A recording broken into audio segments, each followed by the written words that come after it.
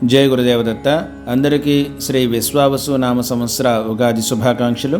ఇప్పుడు చెప్పబోయే రాశి ఫలితాలు ఎంత మేర జరుగుతాయనేది మీ వ్యక్తిగత జాతకాల్లో ప్రస్తుతం నడుస్తున్న గ్రహ మహాదశ అంతర్దశలను బట్టి, మీకున్న యోగాలను బట్టి సవరింపబడతాయన్న విషయాన్ని జ్ఞప్తికి ఉంచుకోండి. ముఖ్యంగా అనుకూలమైన ఫలితాలు ఉన్నాయి కదా అని చెప్పి పొంగిపోవడం కానీ, ప్రతికూల ఫలితాలు ఉన్నాయి కదా అని చెప్పి బాధపడడం కానీ చెయ్యక్కర్లేదు. నేను చెప్పబోయే పరిహార క్రియలు ఆచరించండి, సరిపోతుంది. ఇక మిథున రాశి వారి గురించి కనుక పరిశీలించినట్లయితే, ఈ విశ్వావసు నామ సంవత్సరంలో వీరికి ఆదాయం 85%, వ్యయం 15%గా ఉండబోతోంది. రాజపూజ్యం 70%, అవమానం 30%గా ఉండబోతోంది.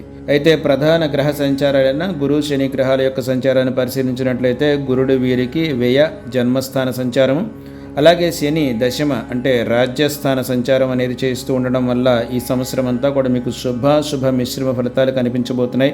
మీ అంచనాలు, ఊహలు, ఆలోచనలు అన్నీ కూడా తారుమారయ్యే అవకాశం ఉంది. అన్ని విషయాల్లోనూ నిదానము, జాగ్రత్త అవసరం.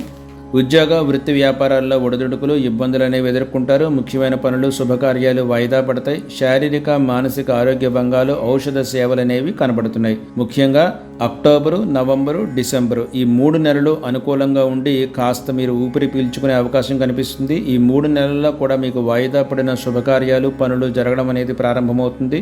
ఈ సంవత్సరం అంతా కూడా మీరు దైవ బలాన్ని పెంచుకోవడానికి ప్రయత్నం చేయండి. గురువార నియమాలు పాటించండి. దత్త ఆరాధన, గురుచరిత్ర పారాయణ, అలాగే కాలభైరవ ఆరాధన అనేది చేయండి. హకీక్ మాల ధారణ చేయండి.